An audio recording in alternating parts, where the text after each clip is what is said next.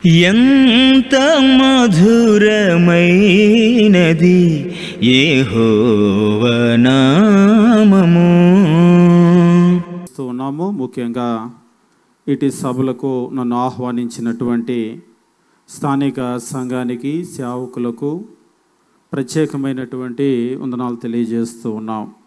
ఈ రాత్రికాల సమయంలో నిన్న మనం గమనించినటువంటి అంశము మారు మనస్సు అనేటువంటి ఒక అంశాన్ని గురించి మనము అధ్యయనం చేయడం జరిగింది. మారు మనస్సు అనేటువంటి అంశము దాదాపుగా క్రైస్తవ్యంలో తెలియనటువంటి వాళ్ళు ఉండరు, అంటే ఆ పదము తెలియనటువంటి వారు ఉండరు. మారు మనస్సు అనే పదం నేను ఎప్పుడూ వినలేదండి అనేటువంటి వాళ్ళు దాదాపుగా ఎవరు కూడా ఉండరు. అయితే మారు మనస్సు అనేటువంటిది పాత నిబంధన గ్రంథంలో కనుక మనం చూసినట్లయితే, పాత నిబంధన గ్రంథంలో అది ప్రాథమికమైనటువంటి బోధ, ఫండమెంటల్ టీచింగ్. అది పాత నిబంధన గ్రంథంలో దేవుడు ప్రవక్తల్ని పంపించినప్పుడు మీరు తిరగండి తిరగండి తిరగండి అన్నటువంటి ఆ బోధ, అది ప్రాథమికమైనటువంటి బోధ. ఎప్పుడైతే వాళ్ళు తిరగలేదో, తమ దుష్టత్వాన్ని వదిలిపెట్టి తిరగలేదో, ఇజ్రాయేలీలు నశించిపోయినట్లుగా మనం గమనించాం. ఏమిటి మారు మనస్సు అని మనం గమనించినప్పుడు, మారు మనస్సు అనేటువంటిది వెళ్ళేదారి నుంచి కొంచెం పక్కకి వెళ్ళటం కాదు, కానీ పూర్తిగా వెనుదిరగటమో అనేటువంటి దాన్ని మనం గమనించాం. ఈ మారు మనస్సు అనేటువంటిది ఎలా వస్తుంది అని మనం గమనించినప్పుడు, మారు మనస్సు రావటానికి ఏకైక మార్గం ఏమిటి అంటే దేవుని యొక్క వాక్యాన్ని వినటం ద్వారానే. అందుకనే మనం గమనించినప్పుడు ప్రవక్తలు వెళ్ళి వాళ్ళకి ఆ సందేశాన్ని తెలియజేశారు. క్రొత్త నిబంధనలో కూడా మనం గమనించినప్పుడు మారు మనస్సు ప్రజలకు వచ్చిన ప్రతి సందర్భాన్ని కూడా మనం చూసినప్పుడు ఖచ్చితంగా అక్కడ దేవుని వాక్యం యొక్క ప్రకటన అనేటువంటిది ఉంటుంది. మనం గమనించాము, మొదటి శతాబ్ద కాలంలో తోలుబొమ్మలాట చాలా ఫేమస్, కానీ దేవుడు దాన్ని అంగీకరించలేదు. మీరు సర్వలోకానికి వెళ్ళి సర్వ సృష్టికి సువార్తను ప్రకటించుడి, ప్రీచ్ ద వర్డ్ అంటే దేవుడు వీటన్నింటినీ కూడా ఈ రోజుల్లో కూడా ఒకవేళ డ్రామాలు కావచ్చు, లేదంటే లోకం ఎలాగైతే సత్యహరిశ్చంద్ర నాటికలు వేస్తూ ఉందో మేము క్రీస్తు ప్రభు యొక్క నాటికలు వేస్తామంటారు. వేస్తే చూసి ఎంజాయ్ చేస్తారేమో, కానీ దానివల్ల మారు మనస్సు అయితే రాదు. ఒకవేళ మేము కరుణామయుడు దయామయుడు సినిమాలు తీస్తామని అంటారు, ఒకవేళ తీస్తే దాన్ని చూసి ఏడుస్తారేమో, చరిత్రార్థం చేసుకుంటారేమో, కానీ మారు మనస్సు అయితే వాక్యాన్ని ప్రకటించడం ద్వారా మాత్రమే వస్తుంది. ఆ మోడు మాత్రమే దేవుడు తెలియజేశాడు అనేటువంటి విషయాన్ని గమనించాం. ఇవాళ మనం ఏం చూడబోతూ ఉన్నామంటే, మారు మనస్సు అనేటువంటిది పాత నిబంధన గ్రంథంలో మాత్రమే కాదు, క్రొత్త నిబంధన గ్రంథంలో కూడా అది ఫండమెంటల్ టీచింగ్, ప్రాథమికమైనటువంటి బోధ. అంతేకాదు, పాత నిబంధనలో ఎలాగైతే తిరగనటువంటి వారు, మారు మనస్సు పొందిన వారు నశించిపోయారో, క్రొత్త నిబంధనలో కూడా మారు మనస్సు పొందకపోతే మనం నశించిపోతామో అనేటువంటి సేమ్ అదే విషయాన్ని ఇక్కడ కూడా రిపీట్ చేయటం జరిగింది. అంతేకాదు, మరలా మనము క్రొత్త నిబంధన గ్రంథంలో ఈ మారు మనస్సు అనేటువంటిది ఏమిటి అనేటువంటి విషయాన్ని ఇంకో కొంచెం క్షుణ్ణంగా పరిశీలన చేయబోతూ ఉన్నాం. చివరిగా ఏం మనం గమనించబోతామంటే, ఈ మారు మనస్సుకు తగినటువంటి ఫలాలు ఫలించండి అని అంటారు కదా, అసలు ఏం చేస్తే మారు మనస్సుకు తగినటువంటి ఫలాలు ఫలించడం అవుతుంది అనేటువంటి విషయాలను మనం అధ్యయనం చేయడానికి ప్రారంభిద్దాం. క్రొత్త నిబంధన గ్రంథాన్ని మనం గమనించినప్పుడు ఇందాక మనం చెప్పినట్లుగా పాత నిబంధన గ్రంథంలో వల్లే క్రొత్త నిబంధన గ్రంథంలో కూడా మారు మనస్సు అనేటువంటిది ప్రాథమికమైనటువంటి బోధ. మత్తయి సువార్త మనం గమనించినప్పుడు 3వ అధ్యాయము 1-2 వచనాలు కనుక మనం చూసినట్లయితే దేవుని వాక్యం ఈ రీతిగా తెలియజేస్తూ ఉంటాడు. ఆ దినముల యందు బాప్తిసమిచ్చు యోహాను వచ్చి పరలోక రాజ్యము సమీపించి ఉన్నది, మారు మనస్సు పొందుడని యూదయ అరణ్యములో ప్రకటించుచుండెను. పరలోక రాజ్యము సమీపించి ఉంది కాబట్టి మారు మనస్సు పొందండి అని యూదయ అరణ్యములో ప్రకటిస్తూ ఉన్నాడు. అంటే మారు మనస్సు అనేటువంటిది పాత నిబంధనలో దేవుడు చెప్పడం మాత్రమే కాదు, క్రొత్త నిబంధనలో కూడా పరలోక రాజ్యానికి ఈ మారు మనస్సుకు ఖచ్చితంగా ఒక రిలేషన్, సంబంధం ఉంది అనేటువంటిది మనం ఒప్పుకోవాల్సిందే. ఎందుకంటే ఆయన చెప్తున్నాడు, పరలోక రాజ్యము సమీపించి ఉన్నది, మారు మనస్సు పొందండి. మారు మనస్సు ఎందుకు పొందాలట? పరలోక రాజ్యము సమీపించింది కాబట్టి మారు మనస్సు పొందండి అని అన్నాడు. అంటే మారు మనస్సు పొందటానికి పరలోక రాజ్యము సమీపించడానికి సంబంధం ఉందా అంటే అవును, ఉంది. ఏమిటా సంబంధమో? మారు మనస్సు లేకపోతే పరలోక రాజ్యములో ప్రవేశించడం కూడా సాధ్యపడనటువంటి పని. అంటే మనం ఎంట్రీ టికెట్ అని అంటూ ఉంటాం కదా, అంటే దేవుని రాజ్యంలో ప్రవేశించాలి అంటే ఎవరికి మాత్రం అనుమతి అంటే కేవలం మారు మనస్సు ఉన్నటువంటి వారికి మాత్రమే అనుమతి. అంతేకాదు, బాప్టిజం ఇచ్చేటువంటి యోహాను ఎప్పుడైతే చంపబడ్డాడో క్రీస్తు ప్రభు సువార్తను ప్రకటించడం మొదలుపెట్టాడు. క్రీస్తు ప్రభు ప్రకటించడం మొదలుపెట్టినప్పుడు మత్తయి సువార్త 7వ అధ్యాయం మనం గమనించినట్లయితే 17వ వచనం ఈ రీతిగా తెలియజేస్తూ ఉంటాడు. 4వ అధ్యాయము 17వ వచనము మత్తయి సువార్త. అప్పటి నుండి యేసు పరలోక రాజ్యము సమీపించి ఉన్నది గనుక మారు మనస్సు పొందుడని చెప్పుచు ప్రకటింప మొదలుపెట్టెను. పరలోక రాజ్యము సమీపించి ఉన్నది గనుక మారు మనస్సు పొందుడి అని ప్రకటింప మొదలుపెట్టెను. అంటే క్రీస్తు ప్రభు బోధలో కూడా ఏమి ఉంది అంటే మారు మనస్సు ఉంది. ఈరోజు మారు మనస్సు లేనటువంటి బోధ దేనికైనా ప్రయోజనకరంగా ఉంటుందా, పనికొస్తుందా అంటే ఎట్టి పరిస్థితుల్లో పనికిరాదు. ఎందుకు ఈ విషయం చెప్తున్నానంటే కొందరు ఏం కోరుకుంటూ ఉన్నారంటే ఎదుటి వాళ్ళను నొప్పించేటువంటి బోధ మనం చేయకూడదు బ్రదర్.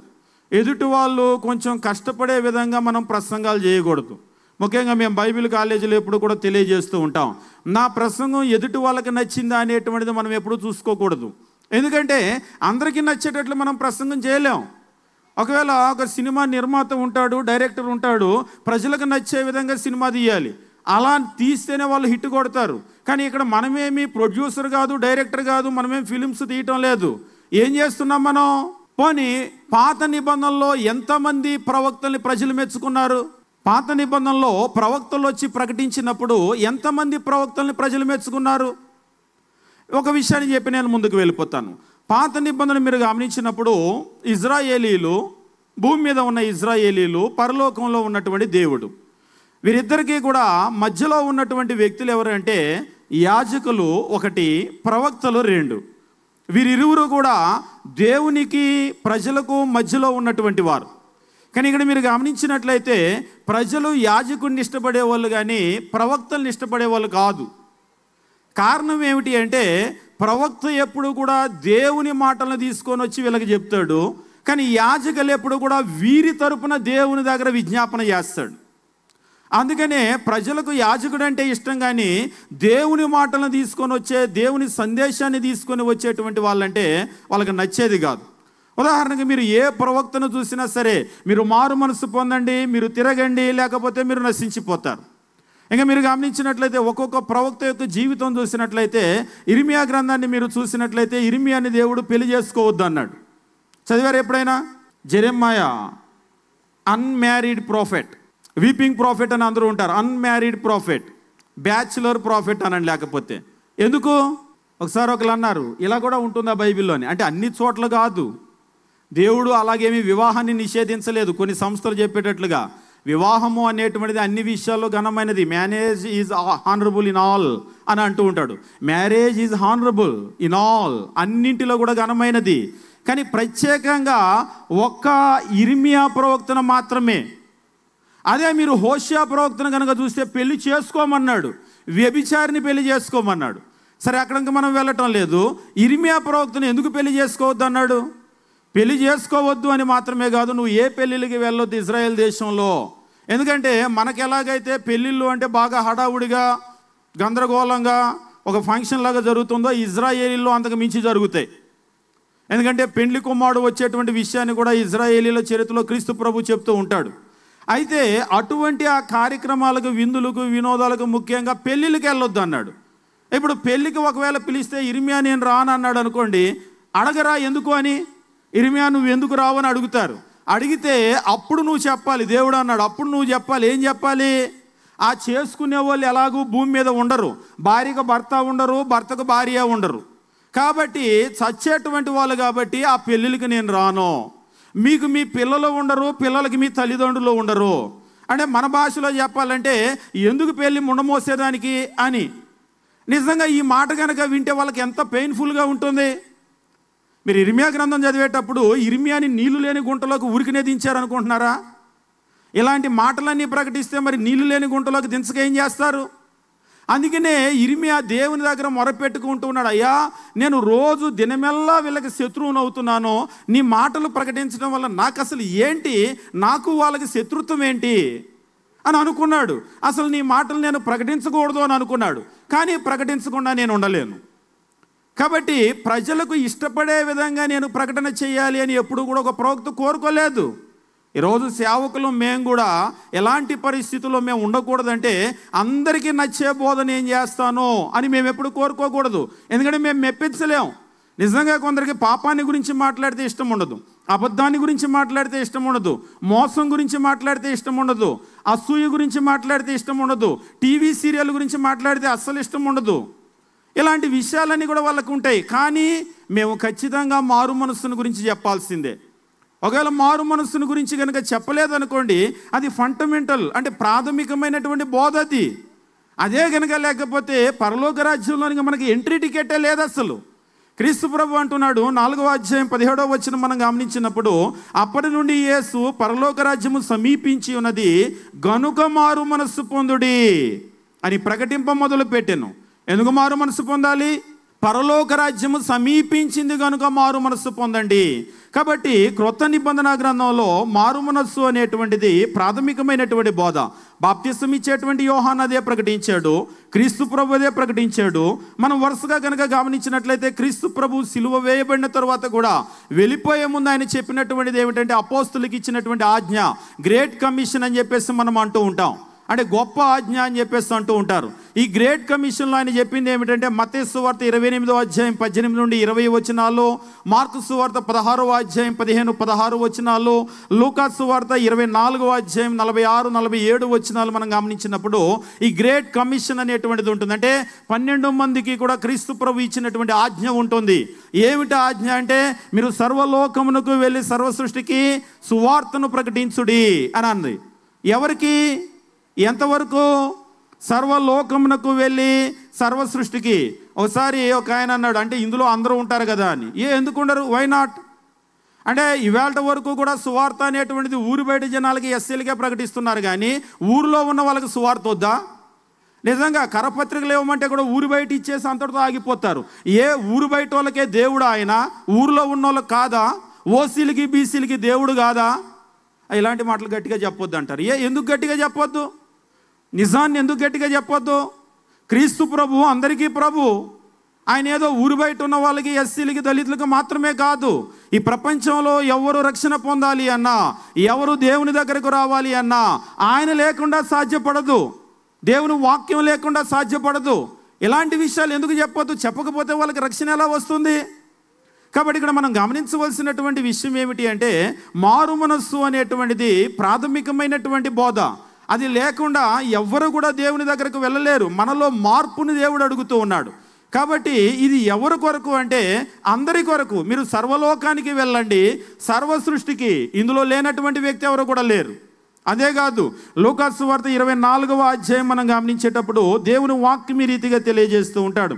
24వ అధ్యాయము 46 మరియు 47 వచనాలు మనం చూసినట్లయితే దేవుని వాక్యము తెలియజేస్తూ, క్రీస్తు శ్రమపడి 3వ దినమున మృతుల్లో నుండి లేచుననియో యెరూషలేము మొదలుకొని సమస్త జనులలో, యెరూషలేము మొదలుకొని ఎక్కడ ప్రారంభమైంది సువార్త? యెరూషలేములో. అపోస్తుల కార్యాలు 2వ అధ్యాయము పేతురు మొట్టమొదటి ప్రసంగాన్ని చేశాడు. యెరూషలేము మొదలుకొని సమస్త జనులలో ఆయన పేరట మారు మనస్సు, పాప క్షమాపణ ప్రకటించబడిన వ్రాయబడి ఉన్నది. సమస్త జనుల్లో ఏం ప్రకటించబడుతుందట? మారు మనస్సు ప్రకటించబడుతుంది, పాప క్షమాపణ ప్రకటించబడుతుంది. కానీ ఇవాళ అలా కాదు, ఎస్సీల్లోనే ప్రకటించబడుతుంది, ఊరు బయటే ప్రకటించబడుతుంది. ఊరిలోకి వెళ్ళటం లేదు. వెళ్ళాలి అంటే కొందరికి ధైర్యం చాలదు. వెళ్తే ఏమవుతుందో, మా కరపత్రికలు లాక్కుంటారు, మా హ్యాండ్ మైకులు పగలగొడతారు. నిజంగా ఈవేళ కనుక మనం గమనించినట్లయితే 2024వ సంవత్సరం ఈవేళ మనం భయపడుతున్నాం. కానీ మొదటి శతాబ్దంలో ఉన్నటువంటి అపోస్తుల్ని కనుక చూసినట్లయితే వారందరూ కూడా హతసాక్షులయ్యారు, వాళ్ళు భయపడలేదు. మొదటి శతాబ్దంలో ఉన్నటువంటి క్రైస్తవులందరూ కూడా సువార్తను ప్రకటించారు, వాళ్ళెవరూ భయపడలేదు. ఆ రోజు ఉన్నటువంటి ప్రమాదం ఈ రోజు లేదు. ఎందుకు భయపడుతున్నాం? నిజంగా మనము సువార్తను తీసుకొని వెళ్ళటం లేదు, ఎక్కడికి తీసుకొని వెళ్ళటం లేదు. ఇంకా చెప్పాలంటే కొన్ని గీతలు గీసేసి ఒక కమ్యూనిటీ అని చెప్పేసి దాన్ని దాటి వెళ్ళటం లేదు. క్రీస్తు ప్రభుని ఏం చేస్తున్నామంటే ఒక పర్టికులర్ కులాలకో ఒక పర్టికులర్ గ్రూప్ ఆఫ్ పీపుల్కో దేవుని చేస్తున్నాం, కానీ ఆయన అందరికీ ప్రభు అనేటువంటి విషయాన్ని మనం ఎందుకో మనలో ఉన్న అధైర్యాన్ని బట్టి, పిరిగితనాన్ని బట్టి మనం చెప్పలేకపోతున్నాం. అసలు ఎవరికో చెప్పాలంటే ముందు నువ్వు మారావా అని అడుగుతారట. ఒకసారి ఒక వ్యక్తి అంటున్నాడు, నాకు చెప్పాలని బాగా కోరికండి, కానీ చెప్దామంటే నువ్వు మారావా అని అడుగుతానని నేను చెప్పట్లేదు. నిజంగా ఆయన హానెస్టీని మనం అభినందించాలి. కొంతమంది వాళ్ళు మారకుండానే ఊరోళ్ళకు ఉపదేశం చేస్తూ ఉంటారు, కానీ ఆయన చాలా యథార్థంగా ఉన్నాడు. నేను మారానా అని అడుగుతారు, నేను మారలేదు. కాబట్టి నేను ఎదుటి వాళ్ళకి చెప్పాలంటే నేను మారాలి. ఈరోజు నిజంగా మారు మనస్సు అనేటువంటిది మనందరికీ కూడా అవసరం. బాప్తిసం ఇచ్చే యోహాను దాన్నే ప్రకటించాడు, క్రీస్తు ప్రభు దాన్నే ప్రకటించాడు. అదే కాదు, గ్రేట్ కమిషన్ ఇచ్చినప్పుడు గ్రేట్ కమిషన్లో ఉన్నటువంటిది కూడా ఏమిటి అంటే మారు మనస్సు, పాపక్షమాపణ అనేటువంటిది ఈ లోకంలో ఉన్నటువంటి ప్రజలందరికీ కూడా ప్రకటించబడుతుంది. సమస్త జనులలో కూడా అది ప్రకటించబడాలి అనేటువంటిది దేవుని యొక్క ఆజ్ఞది. కాబట్టి ఈరోజు మారు మనస్సు ప్రకటించకుండా బోధ చేయటం సాధ్యపడుతుందా అంటే సాధ్యపడదు. మరి అలాగైతే జనాలు ఇబ్బంది పడతారేమో అంటే ప్రవక్తలందరూ కూడా నిజాన్ని ప్రకటించినప్పుడు ఇబ్బంది పడ్డారు. వాళ్ళని తిట్టారు, వాళ్ళని కొట్టారు, వాళ్ళని నీళ్ళు లేని గుంటలోకి దింపారు, వాళ్ళని చంపారు. ఇది మామూలే. కాబట్టి దేవుని వాక్యం ఉన్నది ఉన్నట్లుగా కనుక ప్రకటిస్తే ఖచ్చితంగా ప్రజలు ఇబ్బంది పడతారు. అదే ఇంపైన మాటలు చెప్పారనుకోండి, బ్రదర్ టీ తాగుతారా, కాఫీ పెట్టమంటారంటే ఇప్పుడే తాగొచ్చాడు, పర్లేదు తాగండి అంటారు. వాళ్ళకి ఇష్టమైన మాటలు కనుక చెప్తే, వాళ్ళ పిల్లలు గాలోళ్ళైనా సరే గుట్కాలు కైనీళ్ళు నవిలి పళ్ళన్నీ గ్యారలు పెట్టినా కానీ మంచి బిడ్డలను ఇచ్చాడమ్మా దేవుడు అని చెప్పాలి. అలా చెప్పారనుకోండి, కానుక కూడా 500 ఇస్తారు, 1000 రూపాయలు ఇస్తారు. ఏం పిల్లలమ్మా ఆ పిల్లలు, ఏం పెంపకమమ్మా అది, ఆ పళ్ళన్నీ గ్యారలు పెట్టి అసలు ఏంటి ఆ పిల్లలు ఏంటి, ఆ లక్షణాలు ఏంటి, అసలు అది ఏంటి అని అడిగామనుకోండి, రెండోసారికి ఇంటికి వస్తే వందనాలు కూడా చెప్పరు. నిజంగా అలా ఉన్నాయి పరిస్థితులు. కొంతమంది ఏమిటి అంటే యెహెజ్కేలు ప్రవక్త చెప్పినట్లుగా మట్టి గోడలకు గచ్చుపూతలు పూస్తే వాళ్ళకి ఇష్టమో, లేనటువంటి మేకప్లంతా కూడా వేస్తే ఇష్టమో. అందుకనే సేవకుల పరిస్థితి, మా పరిస్థితి కూడా ఎలా తయారైందంటే ఉన్నవి లేనివి చెప్పాల్సిన పరిస్థితి వస్తూ ఉంటుంది. ఒక్కోసారి సేవకులు కూర్చున్నప్పుడు బాధపడుతూ ఉంటారు, ఏంటోనండి ఉన్నది ఉన్నట్లుగా మాట్లాడలేని పరిస్థితులు. ఏదైనా చెప్దామంటే హట్ అవుతున్నారండి జనాలు. నేను హట్ అయ్యాను అందంట ఒకసారి ఒక ఆమె. అవు వాక్యానుసారంగా లేకపోతే అవు. ఈరోజు మారు మనస్సు అనేటువంటిది ఏంటంటే నువ్వు హట్ అవ్వాలి, నువ్వు ఖచ్చితంగా హట్ అవ్వాలి. నువ్వు తప్పుదారిలో ఉన్నప్పుడు హట్ అవ్వాలి. హట్ అవ్వలేదు అంటే నువ్వు మారవు. కాబట్టి ఈరోజు నేను హట్ చేసే విధంగా ప్రసంగం చేయలేదు అంటే అది నా లోపం.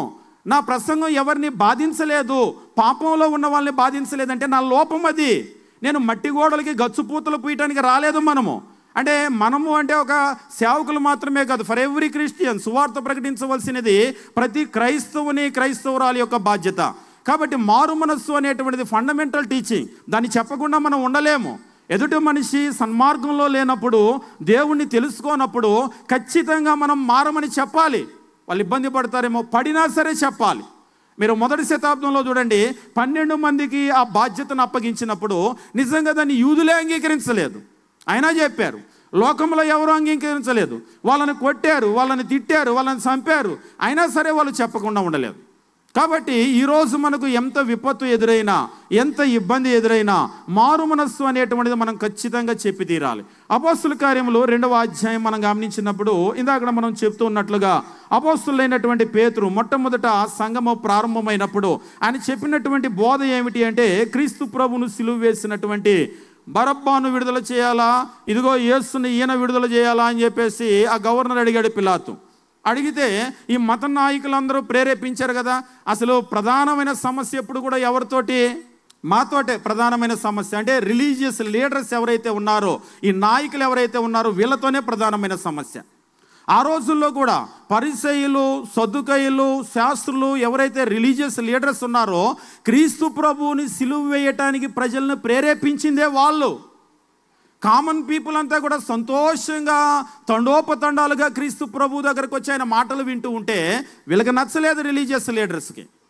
వాళ్ళు ఏం చేశారంటే చివరికి క్రీస్తు ప్రభువుని సిలువ వేసేటట్లుగా ఈ ప్రజల్నే ప్రేరేపించారు. మార్కు సువార్తలో చెప్తూ ఉంటాడు గెలిచిన కేకలు అని. ఏం చేయాలి అని చెప్పేసి పిలాతు అడిగితే అక్కడ బరబ్బాను విడుదల చేయండి అని అడిగారు. మరి ఏం చేయమంటారంటే సిలువ వేయండి. చివరికి కేకలే గెలిచినాయి. ఈవేళ కూడా కేకలే గెలుస్తాయి. మనం ఎంత సత్యం చెప్పినా కానీ సౌండ్ యాంప్లిఫైర్లో కొంచెం పెట్టినా మన కేకలేం గెలవు. మనకంటే కూడా ఇంకా గట్టిగా కేకలేస్తారు అనుకోండి, అయ్యే గెలుస్తాయి. ఈవేళ బైబిల్లో ఉందా అని చూసేవాళ్ళు ఎంతమంది ఉన్నారు? ఎవరైనా ఏదైనా విషయం చెప్పినప్పుడు, బ్రదర్ మీరు చెప్పింది ఎక్కడ ఉంది, అయ్యా మీరు చెప్పింది ఎక్కడ ఉంది అని అడిగేటువంటి వాళ్ళు ఎంతమంది ఉన్నారు? ఒక స్టూడెంట్ చదివేటప్పుడు వాళ్ళకి ఒక ప్రశ్న ఏదైనా వచ్చిందంటే, అంటే వాళ్ళకి ఎగ్జామినేషన్ ఇచ్చినప్పుడు ప్రశ్న ఏదైనా వచ్చింది అంటే సిలబస్లో లేనటువంటి అవుట్ ఆఫ్ సిలబస్ కనుక వాళ్ళు రాస్తే కొట్టేస్తారంతే, మార్క్ ఇవ్వరు దానికి. వాళ్ళకి బాగా తెలుసు. అందుకనే సిలబస్లో ఉన్నటువంటి దాన్నే వాళ్ళు జాగ్రత్తగా రాస్తూ ఉంటారు చదివి, అవుట్ ఆఫ్ సిలబస్ వెళ్ళరు. ఈరోజు క్రైస్తవులు నిజంగా మనం సిలబస్సే ఫాలో అవుతున్నామా? రేపు తీర్పు దినంలో మనం నిలబడితే మనకు సిలబస్ ఏమిటంటే క్రీస్తు ప్రభు చెప్తాడు, యోహాను సువార్త 12:48 అంత్యదినమున నేను చెప్పిన మాటే వానికి తీర్పు తీర్చును అని క్రీస్తు ప్రభు తన మాటల గురించి చెప్తూ ఉంటే ఈరోజు ఎంతవరకు మనం ఆయన మాటలను ఫాలో అవుతున్నాం? కాబట్టి ఈరోజు ప్రధానమైనటువంటి సమస్య ఏమిటి అంటే ఈవేళ కూడా అరుపులే గెలుస్తూ ఉన్నాయి కానీ లోకములో వాక్యంలో ఏముంది అనేటువంటి పరిస్థితి లేదు. కానీ ఇక్కడ దేవుని వాక్యాన్ని మనం గమనించినప్పుడు 2వ అధ్యాయం అపోస్తులైనటువంటి పేతురు వాళ్ళతో మాట్లాడుతూ ఉన్నాడు.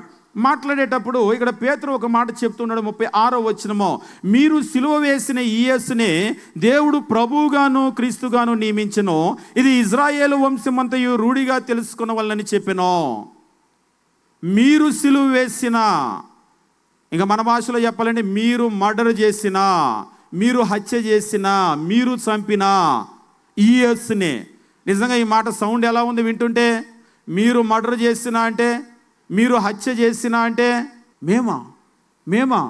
అవును మీరేగా. సిలువ వేయండి సిలువ వేయండి అని అరిచిన వాళ్ళలో మీరందరూ లేరా? యూదులు పస్కా పండుగకు వచ్చారు. పస్కా పండుగ తర్వాత 50 రోజులకి పెంతెకోస్తు పండుగ వస్తుంది.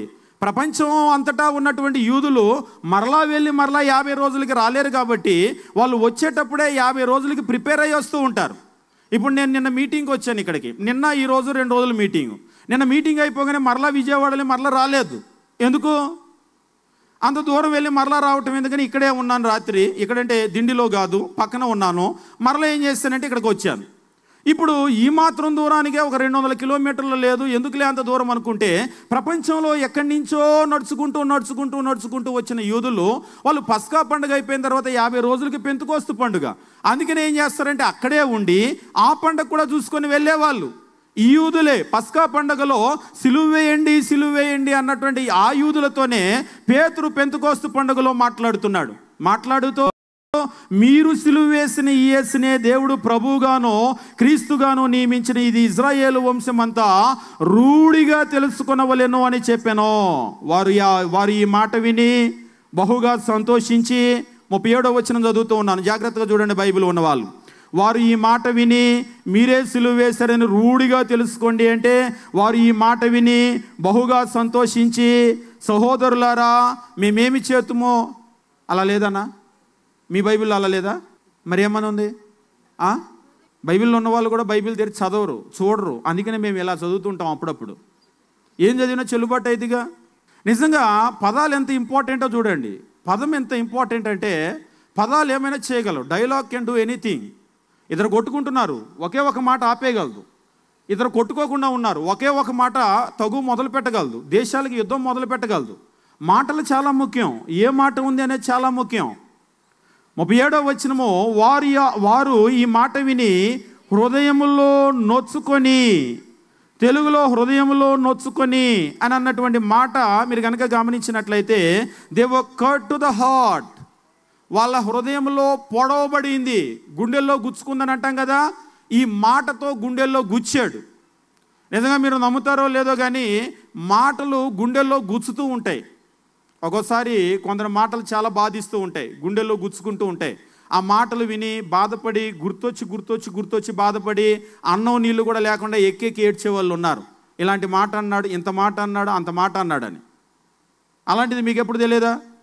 నిజంగా ఇక్కడ కూడా పేతురు అన్నటువంటి ఆ మాటకు వాళ్ళ గుండెల్లో గుచ్చుకుంది. ఇక్కడ చెప్తున్నాడు, వారు ఈ మాట విని హృదయంలో నొచ్చుకొని, సహోదరులారా మేమేమి చేతుమో అని పేతురును కడమ అపోస్తులను అడగగా, మేమేమి చేతుము అని అడగగా 38వ వచనం, పేతురు మీరు మారు మనస్సు పొంది ఏం చేయాలట? మొట్టమొదట వాళ్ళు జరిగింది, మీ వల్ల పొరపాటు జరిగింది. దేవుని కుమారుడైనటువంటి క్రీస్తుని సిలువ వేయండి, సిలువ వేయండి అని మీ నోటితో అరిచి ఆయన్ని సిలువకు అప్పగించారు. మీ వల్ల పొరపాటు జరిగింది. ఇప్పుడు ఏం చేయాలి? మీరు మారు మనస్సు పొంది, అంటే మీ మార్గంలో నుంచి పూర్తిగా మీరు తిప్పబడాలి, పూర్తిగా వెనుదిరగవలసినటువంటి అవసరం ఉంది. మారు మనస్సు పొందాలి. మారు మనస్సు పొంది పాప క్షమాపణ నిమిత్తము ప్రతివాడు యేసుక్రీస్తు నామమున బాప్తిసం పొందుడి. ఇంటికి ఒకరు కాదు, ఇంట్లో ఆడోళ్ళు కాదు. ఇవాళ బాప్తిసం ఎవరు పొందారు? చేతులు ఎత్తండి. ఇంట్లో ఆడవాళ్ళు అందరూ చేతులు ఎత్తారు. సంఘాలకు వచ్చేది కూడా ఆడవాళ్ళే ఎక్కువ. మరి మగవాళ్ళంటే వాళ్ళ కొరకు మేము ప్రార్థన చేస్తామండి అంటారు. పిల్లలంటే వాళ్ళ కొరకు కూడా మేము ప్రార్థన చేస్తాం, మీరు కూడా చేయండి అంటారు. ఇదేం తిరుపతి లడ్డూగా తెచ్చుకొని ఇంట్లో వాళ్ళందరికీ ఇచ్చి మీకు ఆశీర్వాదం వస్తుందంటానికి. అంటే మళ్ళీ వాళ్ళు ఎందుకు ఎత్తారంటారేమో. ప్రసాదాలు ఏం చేస్తూ ఉంటారంటే ఒకళ్ళు తీసుకొని వస్తారు, వాళ్ళు కూడా వెళ్ళరు. వెళ్తున్నారంటే డబ్బులు ఇచ్చి మాకు కూడా ఒక లడ్డూదే, 4 లడ్డూలదే, 10 లడ్డూలదే అంటారు. ఆ లడ్డూలు అందరికీ పంచి ఎవరు తింటే వాళ్ళకి ఆశీర్వాదం అని నమ్ముతారు. కర్మ ఏంటో కానీ మనకు కూడా ఇంట్లో ఒకరి ప్రార్థనకు వస్తే అందరికీ ఆశీర్వాదం వస్తుందని నమ్ముతారు. ఇంకా ఇక్కడ లడ్డూలు పంచిపెట్టడం లేదు, కానీ ఇది లేకపోతే ఈ లడ్డూలు తీసుకెళ్ళి ఇంట్లో వాళ్ళందరికీ ఇచ్చి మీరు రావాల్సిన అవసరం లేదు, మేమే మీకు ప్రసాదం ఇస్తాం అనే విధంగా ఉంటుంది. కానీ నిజమేమిటి అంటే ఆశీర్వాదం అలా వచ్చేది కాదు. దేవుని సన్నిధికి ఎవరైతే వస్తారో ప్రతి ఒక్కరూ కూడా మారు మనస్సు పొందవలసినటువంటి అవసరం ఉంది. ఎంట్రీ టికెట్ అనేటువంటిది ప్రతి ఒక్కరికి కావాలి. ఇంట్లో వాళ్ళ ఆవిడికి ఎంట్రీ టికెట్ ఉంటే వాళ్ళ ఆయనకి, పిల్లలకి వర్తించదు. ఒక టికెట్ మీద 2 సినిమాలు, ఒక టికెట్ మీద ఇంటిళ్ళపాదికి ఎంట్రీ ఉండదు. ఇక్కడ దేవుని రాజ్యంలో ప్రవేశించాలి అంటే ఎవరి ఎంట్రీ టికెట్ వాళ్ళదే. Personal. Salvation is a personal, sin is personal. ఎలా పాపం అనేటువంటిది వ్యక్తిగతమైనదో నీ రక్షణ కూడా నీ వ్యక్తిగతమైనది. అలాగనే రిపెంటెన్స్ ఈజ్ అ పర్సనల్. మారు మనస్సు అనేటువంటిది కూడా నీ వ్యక్తిగతమైనది. నువ్వు మారు మనస్సు పొందితే మీ ఆయన పొందినట్లు కాదు, మీ పిల్లలు పొందినట్లు కాదు. ఒకవేళ భర్త మారు మనస్సు పొందితే భార్య పొందినట్లు కాదు, పిల్లలు పొందినట్లు కాదు. మనం ఎవరికి ఆశీర్వాదాన్ని మనం తీసుకొని వెళ్ళలేం, మన రక్షణను వాళ్ళకి ఇవ్వలేం మనం. కాబట్టి ఇక్కడ పేతురుని సహోదరులారా మేమేమి చేతుము అని అడిగితే ఆయన స్పష్టంగా తెలియజేస్తున్నాడు. మొహమాటం ఏమి లేదు, ఉన్నది ఉన్నట్లుగా చెప్పేశాడు. మీరే హత్య చేశారు అని చెప్పాడు. ఏం చేయాలి అంటే మొట్టమొదటి నెంబర్ 1 మీరు మారు మనస్సు పొందండి. నెంబర్ 2 పాప క్షమాపణ నిమిత్తము ప్రతివాడు యేసుక్రీస్తు నామమున బాప్తిసం పొందుడి, అప్పుడు మీరు పరిశుద్ధాత్మ అనేటువంటి వరాన్ని పొందుతారు. ఈ వాగ్దానం మీకునో మీ పిల్లలకునో దూరస్తులందరికీ. ఇందులో ఒక లిమిట్ లేదు. ఇందాక చెప్పాం కదా, ఊరు బయట వాళ్ళకి ఒక కమ్యూనిటీకి అని లేదు. వాస్తవంగా ఇక్కడ సమీపస్తులు వాళ్ళెవరు అంటే యూదులు, దూరస్తులు ఎవరంటే అన్యులు. అంటే ఇది ప్రపంచంలో ఉన్నటువంటి ప్రతి మనిషికి కూడా దేవుడు ఇస్తూ ఉన్నాడు. కాబట్టి ఎవరికైనా సరే దేవునిలో రక్షణ కావాలి అంటే మొట్టమొదట వాళ్ళు చేయవలసింది ఏమిటంటే మారు మనస్సు పొందవలసినటువంటి అవసరం ఉంది. అందుకని నిన్న కూడా ఒక ప్రశ్న అడిగాం. ప్రార్థనలకు వస్తూ ఉన్నాం, పాటలు పాడుతూ ఉన్నాం, ప్రార్థన చేస్తూ ఉన్నాం, వాక్యం వింటూ ఉన్నాం, ప్రతి వారం అటెండెన్స్ వేయించుకుంటూ ఉన్నాం. అసలు మనలో మారు మనస్సు అనేది ఉందా? పాత నిబంధనలోనే కాదు, క్రొత్త నిబంధనలో కూడా repentance is the fundamental teaching in new testament.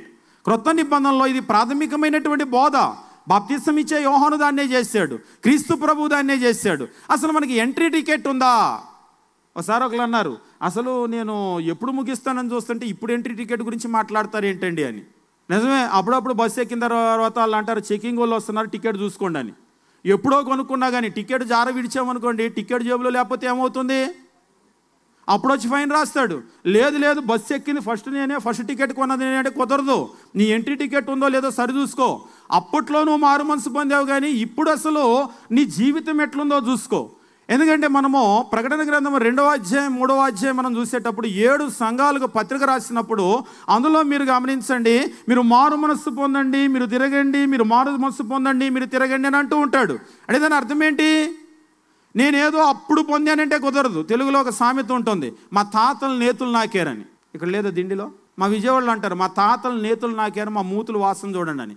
తాత నెయ్యి నాకితే నీ మూతి ఎందుకు వాసన వచ్చింది? తాత మూతి వాసన వచ్చింది కానీ, అంతే కదా. తాత నెయ్యి తింటే తాత మూతి వాసన వస్తుంది కానీ నీ మూతి ఎందుకు వాసన వస్తుంది? ఎవరి నెయ్యి వాళ్ళకే పర్సనల్, అది ఎవరి నెయ్యి తింటే వాళ్ళకే ఆ వాసన. ఇక్కడ కూడా మనం గమనించినప్పుడు దేవుని వాక్యం అనేటువంటిది ఏమని తెలియజేస్తుందంటే మారు మనస్సు అనేటువంటిది ఎవరికి వాళ్ళకే అది వ్యక్తిగతమైనటువంటిది. కాబట్టి ఎవరైనా సరే రక్షణ పొందాలి అంటే వారు మారు మనస్సు పొందవలసినటువంటి అవసరము తప్పకుండా ఉంది. కాబట్టి మొట్టమొదటి విషయం మనం గమనించేది ఏమిటంటే, క్రొత్త నిబంధనలో మారు మనసును దేవుడు అడుగుతున్నాడు. ఎప్పుడో నేను అప్పట్లో పొందానండి అని అంటే మంచిది మీరు పొందటం, కానీ ఇప్పుడు ఒకవేళ మీ జీవితం కనుక మారిపోతే, మరలా కనుక ఒకవేళ మీరు పాపం చేస్తూ మీరు మార్గం కనుక తప్పినట్లయితే మరలా మీరు మారు మనసు పొందవలసినటువంటి, తిరగవలసినటువంటి అవసరం ఉంది. ఒక విషయాన్ని నేను చూపించి ముందుకు వెళ్ళిపోతాను. యోహాను రాసినటువంటి మొదటి పత్రిక మనం గమనించేటప్పుడు, అంటే ఇక్కడ కొంతమంది ఆశ్చర్యపోతూ ఉంటారు, అంటే అప్పుడు మారు మనసు పొందితే సరిపోదా, మరలా మారు మనసు పొందాలా, ఇదేంటి విచిత్రంగా ఉంది, క్రైస్తవులకు మారు మనసు అన్నాడు ఒక ఆయన. విచిత్రం ఏమీ లేదు. నువ్వు ఒకవేళ బైబిల్ చదవకపోతే విచిత్రం, కానీ చదివే వాళ్ళకి విచిత్రం ఏమీ లేదు. యోహాను రాసిన మొదటి పత్రిక మీరు గమనించండి. క్రొత్త నిబంధనలో ఒక విషయాన్ని, అంటే మనకు సంబంధించిన విషయం కాదు కానీ ఒక విషయాన్ని చెప్పి ముందుకు వెళ్తాను. క్రొత్త నిబంధనలో మొత్తం 27 పుస్తకాలు ఉన్నాయి, మత్తయి దగ్గర నుంచి ప్రకటన గ్రంథం వరకు. వీటిని 4 భాగాలుగా విభజిస్తూ ఉంటారు. మాథ్యూ, మార్కు, లూకా అండ్ జాన్. మత్తయి, మార్కు, లూకా, యోహాను, ఈ 4 కూడా సువార్తలు. ఈ సువార్తలు అనేటువంటి, అంటే క్రీస్తు ప్రభు జీవితం అనేటువంటిది ఏం తెలియజేస్తుందంటే, రాబోయేటువంటి మెస్సీని గురించి తెలియజేస్తుంది. ఎవరిలో రక్షణ ఉందో, పాత నిబంధన అంతా ఎవరిని గురించి చెప్తున్నాడో, ఆ రక్షణ ప్రణాళిక మార్గమో ఆయన ఈయనే అనేటువంటి విషయం తెలియజేస్తుంది. అందుకని యూదులకు రాసినప్పుడు మత్తయి 1:1 చెప్తూ ఉంటాడు, అబ్రహాము కుమారుడైన దావీదు కుమారుడైన యేసుక్రీస్తు వంశావళి. అబ్రహాము నుంచి ఆ లోకరక్షకుడు వస్తాడన్నాడు కదా, అబ్రహాము కుమారుడైన దావీదు కుమారుడైన యేసుక్రీస్తు వంశావళి. ఇక క్రొత్త నిబంధనలో రెండవ భాగం ఏమిటి అంటే అపోస్తుల కార్యములు. ఈ అపోస్తుల కార్యములు చాలా చాలా చాలా ముఖ్యమైనటువంటి ఒక భాగం. ఇక తర్వాత రోమా పత్రిక దగ్గర నుంచి యోధా పత్రిక వరకు పత్రికలు 3వ భాగం. 4వది ప్రకటన గ్రంథము. ఈ మొదటి 4 పుస్తకాలు రాబోయేటువంటి మెస్సీ అని పాత నిబంధన అంతా చెప్తే వచ్చినటువంటి మెస్సీని చూపిస్తూ ఉన్నాయి, క్రీస్తు జీవితాన్ని. ఇక అపోస్తుల కార్యములు అనేటువంటిది ఏం చెప్తుందంటే, how to become a Christian, నువ్వు ఒక క్రైస్తవుడు ఎట్లా అవుతావు అనేటువంటి విధానాన్ని నేర్పిస్తూ ఉంది అపోస్తుల కార్యగ్రంథము. కానీ విచిత్రం ఏంటంటే, ఈరోజు బైబిల్లో లేని విషయాలను నేర్పుతూ ఇలా మీకు రక్షణ అని అంటూ ఉన్నారు. కానీ అపోస్తుల కార్యగ్రంథం అనేటువంటిది how to become a Christian, నువ్వు ఎలా క్రైస్తవురాలు అవుతావు అనేటువంటి ఆ ప్యాటర్న్ పద్ధతిని నేర్పుతూ ఉంది. ఇక ఆ తర్వాత ఉన్న రోమా పత్రిక నుంచి యూదా పత్రిక వరకు how to live as a Christian, క్రైస్తవుడైన తర్వాత నువ్వు క్రైస్తవుడిగా ఎట్లా జీవించాలో నేర్పుతూ ఉంది. ఇక ప్రకటన గ్రంథం అనేటువంటిది how to die as a Christian, అంటే ఒక క్రైస్తవుడిగా నీ జీవితాన్ని ఎలా ముగించాలి అనేటువంటి చెప్తూ ఉంది. అంటే చూడండి, ఒక లైన్ డ్రా చేస్తే ఎట్లా ఉంటుందో క్రొత్త నిబంధన అలా ఉంది. కొంతమంది ఏమనుకుంటారంటే ఇదేదో ఎగుడు దిగుడుగా తిక్కిరి బిక్కిరిగా ఉన్నట్లుగా ఉందేమో అని అనుకుంటారు. లేదు, దీన్ని చాలా ఆర్డర్గా పెట్టారు. రాబోయేటువంటి మెస్సియా, ఈ భూమి మీదకి వచ్చినటువంటి మెస్సియా రక్షకుడు, ఆ తర్వాత నువ్వు క్రైస్తవుడు ఎలా అవ్వాలి అనేటువంటి, అనేక మంది ఎట్లా అయ్యారు అనేటువంటి ప్యాటర్ను, క్రైస్తవులైనటువంటి వారికి రోమపత్రిక నుంచి యూదా పత్రిక వరకు క్రైస్తవుడిగా ఎలా జీవించాలి అని, ఒకవేళ శ్రమలు వచ్చిన అంతం వరకు నువ్వు నమ్మకంగా ఎలా ఉండాలి అనేటువంటిది ప్రకటన గ్రంథం. అంటే ఇప్పుడు మనం దేని గురించి మాట్లాడుతున్నామంటే, మొదటి యోహాను పత్రిక రాసేటప్పుడు ఇక నేను ప్రత్యేకంగా చెప్పాల్సిన అవసరం లేదు, పత్రిక అనగానే క్రైస్తవులకు రాశారు, అంతే కదా. పత్రికలన్నీ క్రైస్తవులకు రాసినాయి. రోమా పత్రిక అంటే రోమాల్లో ఉన్న క్రైస్తవులకు, ఎఫ్ఎస్సి పత్రిక అంటే ఎఫ్ఎస్సిలో ఉన్న క్రైస్తవులకు, అలా పట్టణాల్లో ఉన్నటువంటి ఆయా పట్టణాల్లో ఉన్న క్రైస్తవులకు రాశారు. అలా కాకుండా పేతురు రాసిన పత్రికలు, యోహాను రాసిన పత్రిక, యూదా రాసిన పత్రిక, వాళ్ళు రాసినటువంటి పత్రికలు ఉన్నాయి. ఇప్పుడు ఇందులో యోహాను రాసినటువంటి మొదటి పత్రికను మనం గమనించినప్పుడు 1వ అధ్యాయంలో ఈ రీతిగా తెలియజేస్తూ ఉంటాడు. 1వ అధ్యాయము మనం గమనించినప్పుడు దేవుని వాక్యము మనం చూసినట్లయితే ఇక్కడ 8వ వచనంలో తెలియజేస్తూ ఉంటాడు. 8వ వచనము, మనము పాపము లేని వారమని చెప్పుకునే యెడల మనలను మనమే మోసపుచ్చుకొందుము. మనము అంటే ఎవరు? రచయిత ఎవరు? అపోస్తులుడైన యోహాను. మీరు అనలేదు. మీరు అంటే ఎవరికైతే రాస్తున్నాడో వాళ్ళు. మనము అంటే అందులోనే యోహాను కూడా ఉన్నాడంటే ద ఆన్సర్ ఈజ్ yes, అవును ఉన్నాడు. అంటే యోహాను తనను కూడా కలుపుకొని ఏమంటున్నాడు? మనము పాపము లేని వారమని చెప్పుకునే యెడల మనల్ని మనమే మోసపుచ్చుకుందాము, మరియు మనలో సత్యం ఉండదు. అంటే క్రైస్తవుడు అయిన తరువాత కూడా నువ్వు పాపం చేస్తున్నావా అని అంటే ఆశ్చర్యంగా చూడాల్సిన అవసరమే లేదు. మీరు ఎవరైనా సరే, బ్రదర్ మీరు బాప్తిసం తీసుకున్న తర్వాత, రక్షణ పొందిన తర్వాత అబద్ధం ఆడారంటే ఎస్, అవును నిజంగా నేనేం సత్యవంతుడని చెప్పటం లేదు. కొన్ని సందర్భాల్లో ఆడిన సందర్భాలు ఉన్నాయి. నేను ఒకసారి మేము మెడ్రాస్ కాలేజీలో ఎంటీహెచ్ చేయడానికి వెళ్ళినప్పుడు, సీటు కొరకు వెళ్ళినప్పుడు పెద్ద ఆయన ఇంటర్వ్యూ చేస్తున్నాడు. నన్ను ఇంటర్వ్యూ చేస్తే మరి ఇంటర్వ్యూలో పాస్ అయితేనే, క్వాలిఫై అయితేనే సీట్ ఇస్తారు, లేకపోతే ఎవరు. ఆయన ఇంటర్వ్యూలో భాగంగా ఒక ప్రశ్న అడిగాడు, ఆర్ యూ గుడ్ మ్యాన్ అని అడిగాడు. నువ్వు మంచోడివేనా అని అడిగాడు. ఎవరైనా ఏం చెప్తారు? మంచోడిని కాదంటే సీట్ ఎవరు, అది మనకు తెలిసిందే. Yes sir I'm a good man అని చెప్పేసి అన్నాను. ఆయన అన్నాడు I'm not a good man అన్నాడు. ఇదేంటి ఇలా రివర్స్లో వచ్చాడు అనుకున్నా. Yes I'm not a good man అన్నాడు, but I'm trying to be good. నేను మంచివాడిని కాదు, మంచివాడిని అవ్వటానికి ప్రయత్నం చేస్తున్నాను అన్నాడు. అప్పుడు నాకు అర్థమైంది, sir I'm also trying to be good అన్నాను. మరి ఈనాడు మంచివాడు అన్నామంటే అర్థం కాక అన్నాను, తెలియక అన్నాను ప్రశ్న. ఇప్పుడు మీరు చెప్పాక అప్పుడు నాకు యాక్యురేట్గా అర్థమైంది. నేను మంచివాడిని కాదు, I'm trying to be good. ఇంకా నేను మంచివాడిని అవ్వలేదు, అవ్వేటువంటి ప్రయత్నంలో ఉన్నాను. నేను మాత్రమే కాదు, ఈరోజు మనము సంపూర్ణం అవటానికి సాగి అలా వెళ్తూ ఉన్నాం. నేను సంపూర్ణుడయ్యాను, పరిపూర్ణుడయ్యాను, మంచి పోరాటం పోరాడాను అని సమాధుల మీద బండేస్తారు, కానీ అది నిజం కాదు.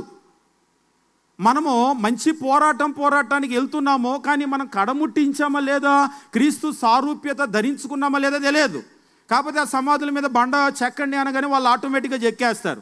తిరుగుబోతైనా, తాగుబోతైనా, గుట్కా నవిలినా, ఖైనీ నవిలినా, మంచి పోరాడినాడు. ప్రార్థనకు రాను వాళ్ళకు కూడా ఒకసారి మేము ఇలాగనే వెళ్తూ ఉంటే ఆ బండ మోసుకొని వెళ్తూ ఉన్నారు. వెనకాల వాళ్ళు అంటున్నారు మంచి పోరాడి తినని బండ వెళ్తూ ఉంటే వాళ్ళ ఫ్రెండ్స్ పోరాడాడు బార్ షాప్ దగ్గర అని నవ్వుకుంటూ ఉన్నారు, వాళ్ళ ఫ్రెండ్సే.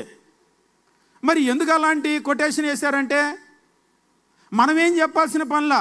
ఇప్పుడు పెళ్లి కార్డు అని మనం అన్నాం అనుకోండి, అక్కడ ప్రింటర్ ఏం చేస్తాడు, క్రిస్టియన్ మ్యారేజా వాళ్ళ దగ్గర ఒక ఫార్మేట్ ఉంటుంది, హిందూ మ్యారేజా ఒక ఫార్మేట్ ఉంటుంది. మనల్ని ఎక్కడ అడుగుతాడు మిగిలిందంతా, సార్ మిగిలిందంతా మేము చూసుకుంటాం అంటాడు. కాబట్టి అలాంటి అలవాట్లో పొరపాట్లు జరుగుతున్నాయి, కానీ అది యాక్యురేట్ కాదు. కాబట్టి మనం గమనించవలసిన విషయం ఏమిటి అంటే మనమందరము కూడా మంచి వాళ్ళం అవటానికి ప్రయత్నం చేస్తున్నాం. పాపం లేదు అని చెప్పుకునే స్థితి కాదు. ఎక్కడైనా ఫ్యాక్ట్స్ మాట్లాడుతున్నాడు, వాస్తవం మాట్లాడుతున్నాడు.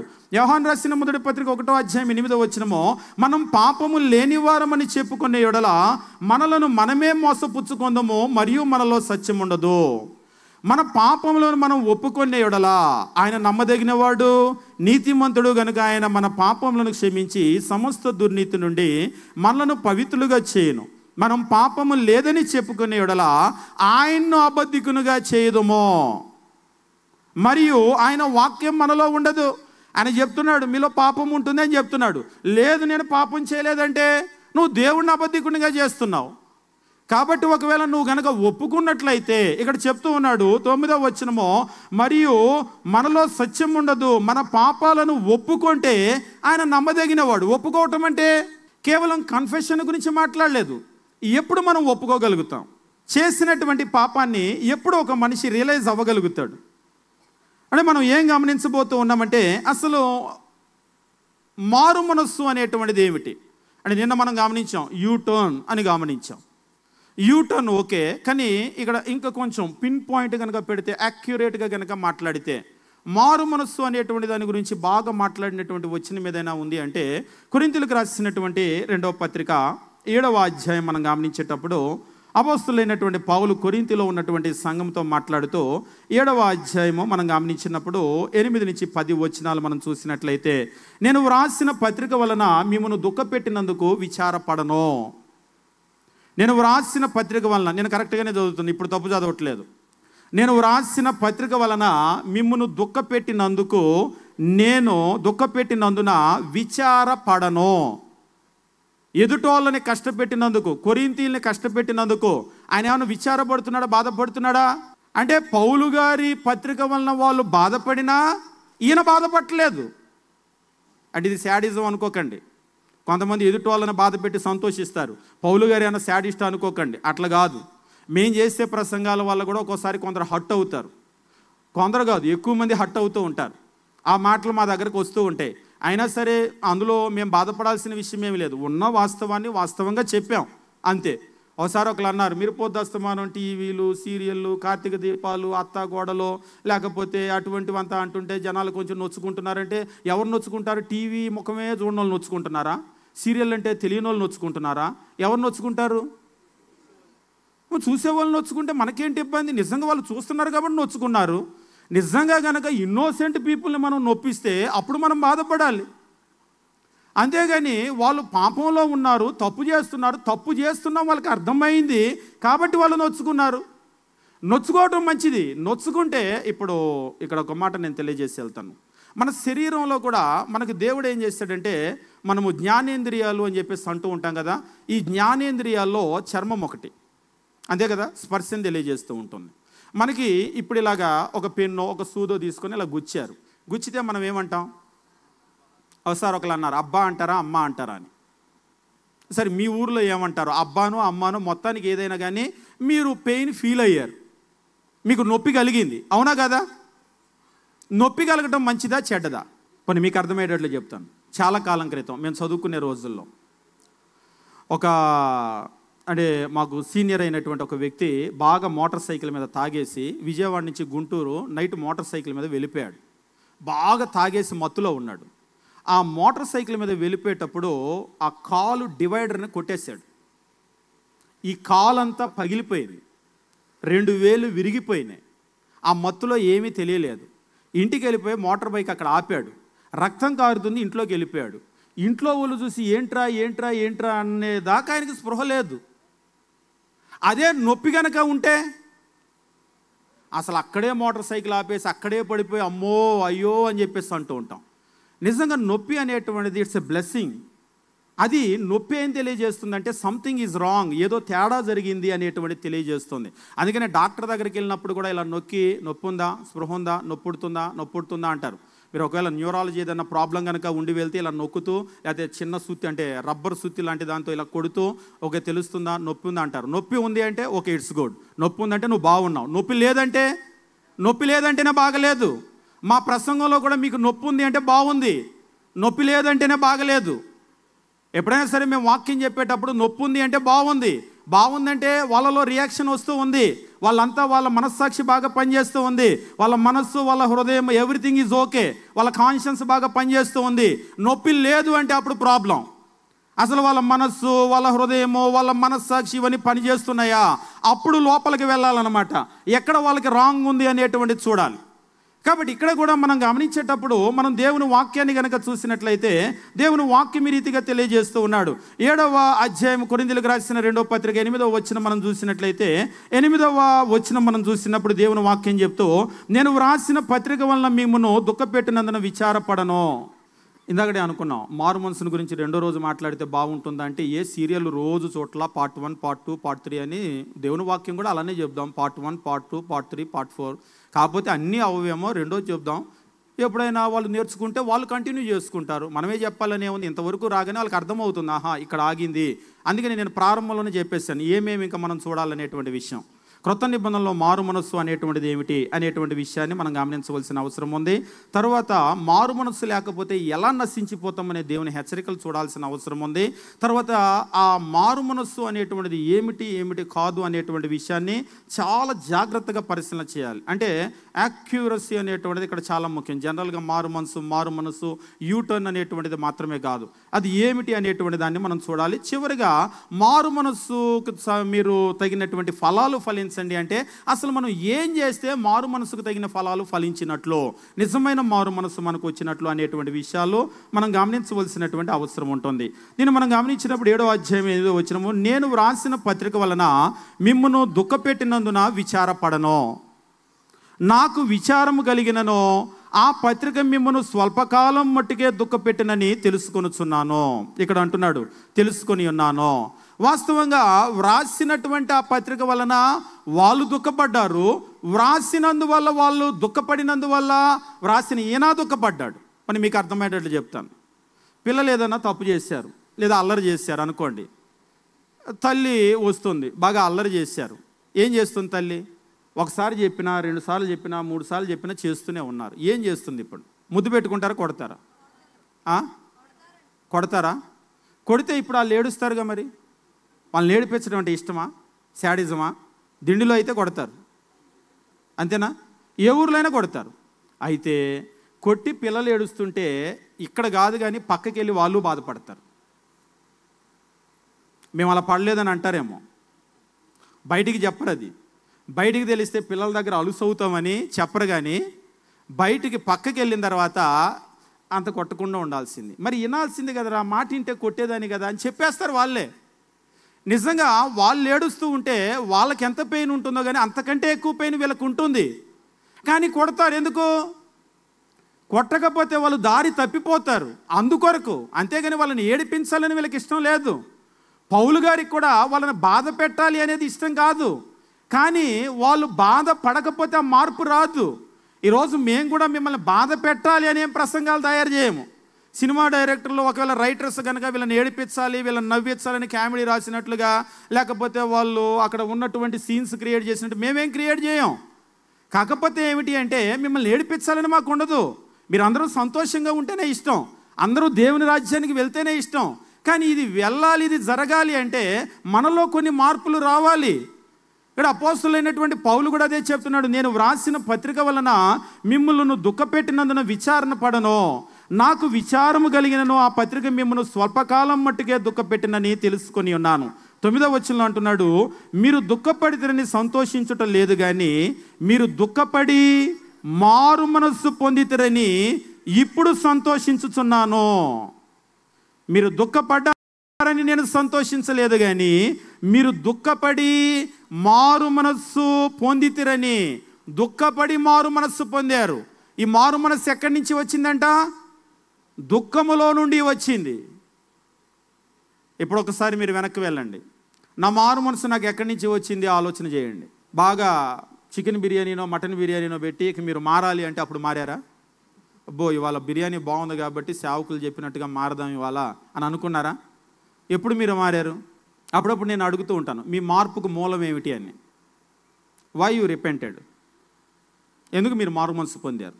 ఎందుకు అసలు ఇలాంటి ఒక జీవితం మీరు ఎంపిక చేసుకున్నారు? చక్కగా లోకంలో వాళ్ళందరూ కూడా ఒకసారి ఒక యంగ్ మ్యాన్, అంటే ఇప్పుడు యంగ్ పీపుల్ ఎక్కువగా రావటం లేదు, వచ్చిన యంగ్ పీపుల్ కూడా అంత కరెక్ట్గా ఉండటం లేదు. అంటే నేను ఏది నిందించటం అని కాదు, కానీ they are not very serious about Christianity. Just ఆదివారం వచ్చామా అన్నట్టు ఉంటున్నారు. సోమవారం నుంచి అసలు వాళ్ళని అసలు గుర్తుపట్టలేం. ఎట్లా ఉంటుందంటే పరిస్థితి. ఒకసారి మేము మెడ్రాస్లో చదువుకునేటప్పుడు మేము లార్డ్ సప్పర్ ఇవ్వడానికి ఒక సిస్టర్ రాకపోతే వాళ్ళ ఇంటికి వెళ్ళాం. అమ్మాయి సాఫ్ట్వేర్లో పనిచేసిద్ది, వాళ్ళ కుమార్తె. చూసాము. ఆ అమ్మాయిని అప్పుడప్పుడు చర్చిలో చూస్తూ ఉంటాం. ఆ తర్వాత ఒకరోజు నా పక్కన వెళ్ళేటువంటి ఒక బ్రదర్ అట్లా వెళ్తూ ఉంటే నా ముఖం గట్టిగా పట్టుకొని అటు చూడు అన్నాడు. చూశాను. ఏంటి అన్నాను. అటు చూడమ్మని చూడన్నాడు. చూశాను. గుర్తుపట్టావా అన్నాడు. నాకేం తెలుసు అన్నాను. మొన్న వాళ్ళ ఇంటికి వెళ్ళామా, ప్రార్థన చేసామా, ఇప్పుడు చూడు అన్నాడు. చూస్తే నిజంగా ఆ అమ్మాయే. వాళ్ళ ఇంట్లో ఉన్నప్పుడు ఆ అమ్మాయిని చూస్తే అంటే ఎవరు ఇబ్బంది పడొద్దు, అంటే ఆమె సాఫ్ట్వేర్ కాబట్టి గట్టిగా లిప్స్టిక్ వేసి ఆ బట్టలన్నీ టైట్ బట్టలు అంటూ ఉంటారు కదా, మొత్తం షేప్స్ అన్నీ కనబడే బట్టలు, ఎత్తుగా ఉండేటువంటి చెప్పులు, నిజంగా ఆ జుట్టు, ఆ వ్యవహారం, ఆ బ్యాగు చూస్తే అసలు పోల్చలేకపోయాం, గుర్తుపట్టలేకపోయాం. కానీ ఆదివారం అట్లా రాదు. ఎప్పుడు ఆదివారం అట్లా చూడలేదు ఆమెను. అంటే మన దగ్గరకు వచ్చేటప్పుడు ఒకలా ఉంటున్నారు పిల్లలు, సోమవారం నుంచి శనివారం ఒకలా ఉంటారు. ఇలాంటి మాటలు చెప్తే ఇక రెండోసారి రత్నకిషోర్ గారిని పిలవద్దని యూత్ అంతా వచ్చి చెప్తారు. ఇక్కడ అంతా మా గురించే చెప్తున్నారు, ఆయన పొరపాటును పిలవద్దు, మా ఓటు ఆయనకి పడదని. సరే, అది పడినా పడకపోయినా కానీ ఫ్యాక్ట్స్ మనం ఎప్పుడు కూడా మాట్లాడుకోవాలి. ఎందుకంటే తిమోతికి పత్రిక రాస్తూ నువ్వు విశ్వాసులకు మాదిరిగా ఉండని యవ్వనస్తుడైనటువంటి యంగ్ మ్యాన్ తిమోతికి పౌలు రాస్తూ నువ్వు విశ్వాసులకు మాదిరిగా ఉండు అంటే మన హెయిర్ స్టైల్ కావచ్చు, లేకపోతే మన పళ్ళు కావచ్చు, లేకపోతే మన డ్రెస్ కావచ్చు, లేకపోతే మన మాట కావచ్చు, మన ఎవ్రీథింగ్, ప్రతిదీ కూడా మనల్ని చూసి వాళ్ళు మాదిరిగా ఉండేటట్టు. నిజంగా తిమోతిగా మాట రాసినప్పుడు చాలా పెద్ద బర్డెన్. విశ్వాసులు అంటే పెద్ద వాళ్ళు, వృద్ధులు ఉంటారు. ఈ యంగ్ మ్యాన్ ఏమంటున్నాడంటే నువ్వు విశ్వాసులకు మాదిరిగా ఉండు. ఒక యంగ్ మ్యాన్ విశ్వాసులకు మాదిరిగా ఉండటం సాధ్యపడుతుందా? నా వయసు, నా కోరికలు నేను అందరిలా ఎంజాయ్ చేయొద్దా అని అనుకుంటారు వాళ్ళు. కానీ మన మీద ఒక బాధ్యత ఉంది. ఏమిటా బాధ్యత అంటే మన లోకం చూస్తూ ఉంది. మీరు లోకమునకు ఉప్పై ఉన్నారు, వెలుగై ఉన్నారు. అదేదో పెద్దవాళ్ళని గురించి చెప్పలేదు, వృద్ధుల గురించి చెప్పలేదు, ప్రతి క్రైస్తవుడు క్రైస్తవురాలు కూడా. కాబట్టి ఇప్పుడు మనం గమనించవలసినటువంటి విషయం ఏమిటి అంటే మనం అందరము కూడా మనలో మారు మనస్సు అనేటువంటిది రావాలి అంటే ఖచ్చితంగా మనలో ఆ దుఃఖము రావాలి. ఇప్పుడు నేను చెప్పేటప్పుడు కూడా కొంత పెయిన్ కలుగుతుంది కొందరికి. ఒకవేళ దుఃఖపడ్డారు అనుకోండి, నేను ఎంతో కొంత మారాలి అనేటువంటి విషయం, వాక్యానికి నేను దూరంగా ఉన్నానంట, అట్లీస్ట్ మన మీద ఒక భారం ఉందంట, మనల్ని వాళ్ళకి మాదిరిగా చూపించమని చెప్పేసి అంటున్నాడు అనేటువంటి విషయం వాళ్ళలో ఒక ఆలోచన వస్తుంది. రావాలి, ఖచ్చితంగా రావాలి. ఒకసారి ఒక తల్లి అంటుంది, అమ్మాయి వేసుకునే బట్టలు చూస్తుంటే వాళ్ళ కూతురు వేసుకునే బట్టలు చూస్తుంటే తల్లికి సిగ్గేస్తుందంట. వద్దే ఇలాంటి బట్టలు అంటే వినదంట. నిజంగా నాకు ఆ తల్లే సిగ్గుపడుతుందంటే లోకస్తులకి ఎట్లుంటుంది బయట వాళ్ళు చూస్తే. మొన్న ఒక సినీ యాక్టరు మొత్తం చింపుకున్నటువంటి జీన్స్ ఉంటుంది కదా, ఆ చింపుకున్నటువంటి జీన్స్ వేసుకొని, అది కూడా బాగా విపరీతంగా కుక్కలు కనుక ఇస్తరాకులు చింపితే ఎలా ఉంటుందో అలా చింపితే దాని ఫోటోలు పెట్టారు. బ్రహ్మాండంగా ఉంది, అందంగా ఉందని. మళ్ళీ వాటి పేరు బెగ్గర్ జీన్స్ అని అంటారు. అడుగు తినే వాళ్ళు వేసుకునే జీన్స్ అంటే అడుక్కునే. నాకు దాని పేరు తెలియదు, చెన్నై వెళ్తే చెప్పారు చిరిగిపోయిన బట్టలు అంటే. బ్రదర్, చిరిగిపోయిన బట్టలు అన్నారు, బెగ్గర్ జీన్స్ అది ఖరీదు మామూలు బట్టల కంటే ఎక్కువ అంట అది. అందుకనే ఒకసారి ఒక ఆయన అంటున్నాడు, నేను ఎందుకు అంత ఖరీదు పెడతాను, నేనే తెచ్చి చింపుకుంటాను అంటున్నాడు. నేనేం తెలివి తక్కువ అన్నా, వాళ్ళకి అంత డబ్బులు ఇవ్వడానికి నేనే తెచ్చి చింపుకుంటాను. నేనే తెచ్చి చింపుకున్నానంటే నాకు ఆ డబ్బు అంతా సేవ్ అయినట్టే. అందుకే పిల్లలు కూర్చొని చింపి దారాలు దారాలు దారాలు దారాలు లాగుతారు. ఒకసారి ఒక తల్లి అరుస్తుంది, ఎరా మంచి బట్టలు చింపుకుంటామేంటారు తిక్కలోడా అంటే, ఆ అబ్బాయి అంటున్నాడు ఇదే ప్యాషన్, మీకు తెలియదు వెళ్ళండి అంటున్నాడు. నిజంగా ఇప్పుడు పరిస్థితి ఎట్లా ఉంది అంటే, మనం చెప్తే వాళ్ళు వినే పరిస్థితి ఏం లేదు. కానీ మన మీద ఒక బాధ్యత ఉంది. అదేమిటి అంటే, విశ్వాసులకు మనం మాదిరిగా ఉండాలి. లోకస్తులాగా మనం ఉండటానికి ఎంత మాత్రం మనకు అవకాశం లేదు. అలా ఉండటానికి మన దేవుడు అనుమతించడం లేదు. తల్లిదండ్రులు అనుమతిస్తున్నారా లేదా? ఒకసారి అంటారు మా అమ్మ నాన్న కూడా ఒప్పుకున్నారు. అమ్మ నాన్న ఒప్పుకున్న దేవుడు ఒప్పుకోడు. మనల్ని మాదిరిగా ఉండమని చెప్పేసి అంటున్నాడు. కాబట్టి మన మారు మనస్సు అనేటువంటిది ఎక్కడి నుంచి వస్తుందంటే 9వ వచనం ఇక్కడ చెప్తూ ఉన్నాడు, మీరు దుఃఖపడితేరని సంతోషించడం లేదు కానీ మీరు దుఃఖపడి మారు మనస్సు పొందితరని ఇప్పుడు సంతోషించుచున్నాను. మారు మనస్సు ఎక్కడి నుంచి వస్తుందట? దుఃఖములో నుండి వస్తుంది. మనకు మారు మనస్సు అలానే వచ్చింది. ఎప్పుడు మనం దుఃఖపడ్డాం? అసలు ఎందుకు దుఃఖపడ్డాం మారు మనస్సు పొందేటప్పుడు? What makes you so sorry, so sorrow, so sad? ఎప్పుడు ఎందుకు నువ్వు బాధపడ్డావు, దుఃఖపడ్డావు? ఎందుకు? వై? ఏంటి వెజ్జా? మీటింగ్ అని వెజ్ పెట్టారేంటని బాధపడతాం. మీటింగ్ అంటే ఇదేంటంటే మీటింగ్ అంటే చికెనే, మీటింగ్ అంటే బిర్యానీనే. అందుకనే నిండు ఎండాకాలంలో మండిపోతూ ఉంటే బిర్యానీ వేస్తారు. మేము చెప్తూ ఉంటాం, బ్రదర్ ఎండాకాలం బిర్యానీ, ఎండాకాలం చికెన్ వేడి కదా అంటే, మీటింగ్ అంటే తప్పదండి అని అంటూ ఉంటారు. బాధపడతాం. ఒకవేళ మనం ఎదురు చూసినట్టుగా తల్లిదండ్రులు మంచి బట్టలు మోడర్న్ డ్రెస్ కొని లేదంటే బాధపడతాం. మనం బాధపడటానికి చాలా కారణాలు ఉంటాయి. ఎప్పుడైనా దేవుని చిత్తము ఏమిటి అని విని ఇలా నేను జీవించలేకపోతున్నానే అని బాధపడి ఉంటామా? దేవుని మార్గం ఏమిటి, మనిషిని ఎందుకు చేశాడు, మానవుని గురించిన దేవుని ఉద్దేశం ఏమిటి, ఆయన ఎటువంటి ఫలాలు మనిషి నుంచి ఎదురు చూస్తున్నాడు అని నేను విని, అయ్యో ఇలా నేను బ్రతకలేకపోయానే, కనీసం ఈ మార్గం వైపు కూడా నేను రాలేకపోయానే, దీనికి చాలా దూరంలో నేను ఉన్నానే అని ఎప్పుడైనా బాధ కలిగి ఉంటుందా? ఒకవేళ అలా అయితే మనంతా ఉత్తుత్తి మారు మనస్సే. ఏదో మారు మనస్సు అంటే మారాం అని అంటున్నాం, కానీ దుఃఖములో నుంచి వచ్చినటువంటిది కాదు. ఇక నేను ఒక్క విషయం చెప్పి నేను ముగించేస్తాను. ఒక విషయం మాత్రం నేను చెప్పి ముగించడానికి ప్రయత్నం చేస్తాను. 7వ అధ్యాయం 10వ వచనము ఇక్కడ 2 విషయాలు తెలియజేస్తూ ఉంటాడు. దైవ చిత్తానుసారమైన దుఃఖము రక్షణార్థమైన మారు మనస్సు కలగజేయను. మరలా ఆసక్తి కలిగిన వాళ్ళు ఎవరైనా ఉంటే రాసుకోండి, ఎందుకంటే నేను దీన్ని కన్క్లూడ్ చేయడానికి ఏమీ లేదు. ఇంకొక నిమిషం ఉంది. మీకు కొంత హోంవర్క్ ఉంటుంది. మేము ఎప్పుడు హోంవర్క్ ఇస్తాం, ఎందుకంటే బైబిల్ స్కూళ్ళలో కాలేజీలో హోంవర్క్ ఇవ్వటం మా పని.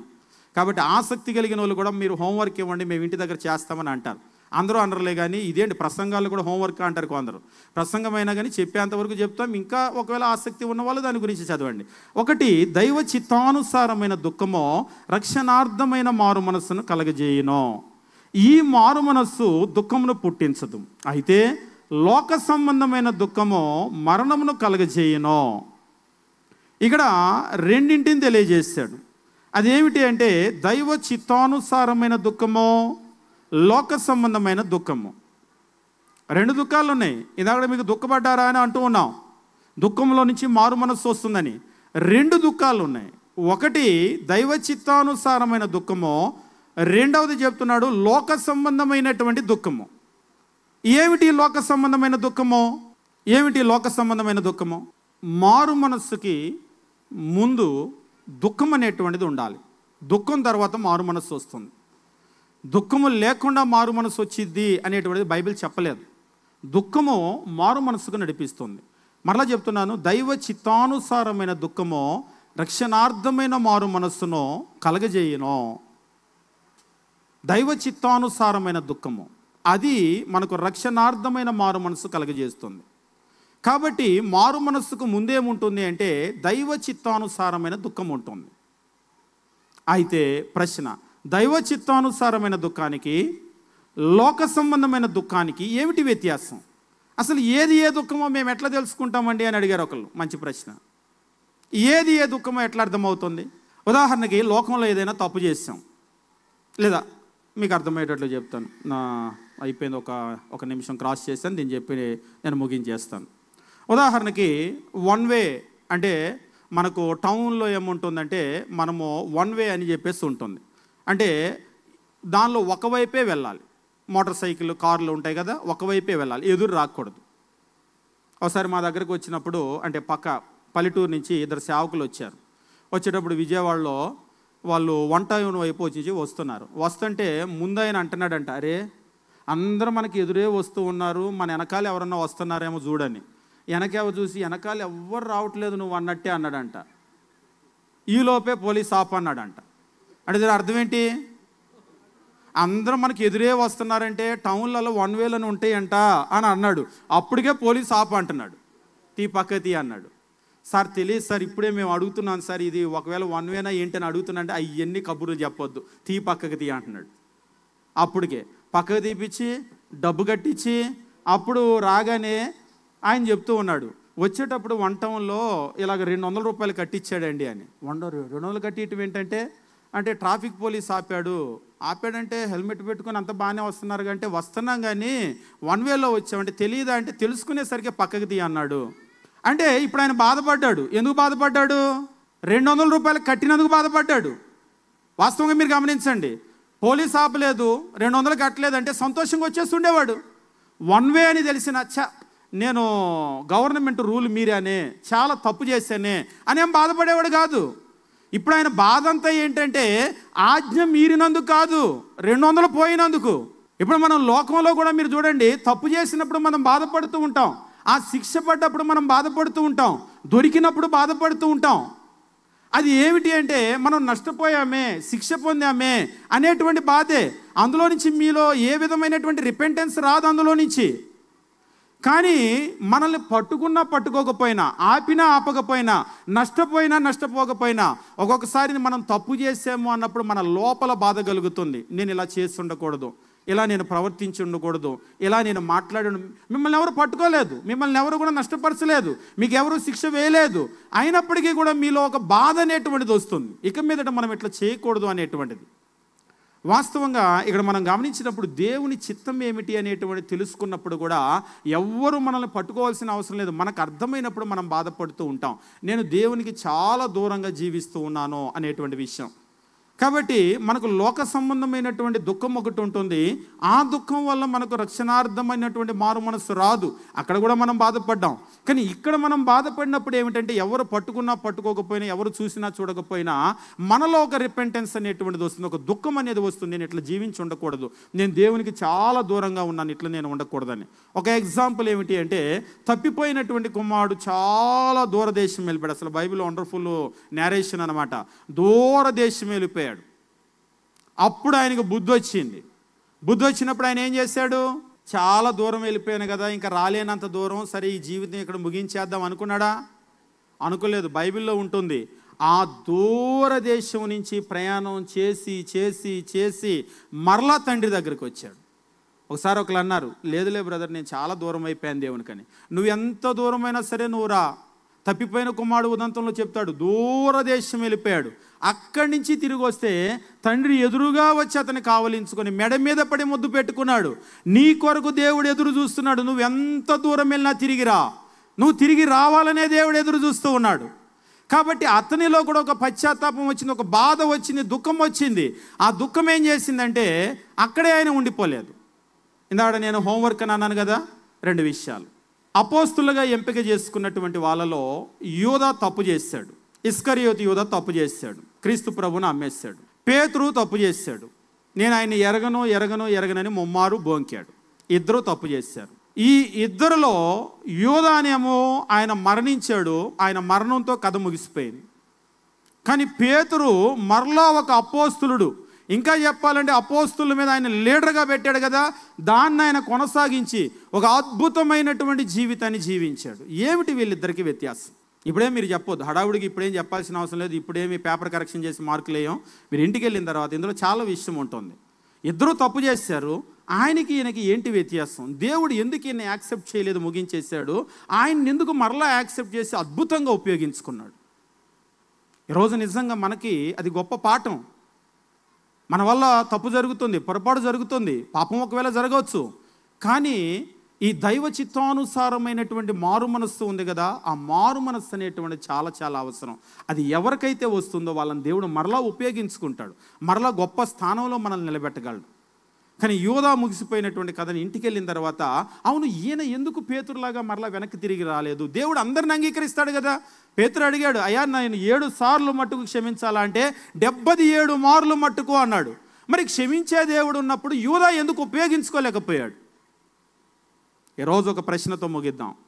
అసలు అటువంటి అవకాశం దేవుని దగ్గర ఉంది, మనం ఉపయోగించుకుంటున్నామా, ఉపయోగించుకోవటం లేదా? ఈరోజు రాత్రికాల సమయంలో మీరు ఆలోచన చేయండి. యోధాలాగా ముగిసిపోతామా, పేతురులాగా మరలా వెనక్కి తిరిగి వచ్చి అద్భుతంగా దేవుని చేత వాడబడతామా?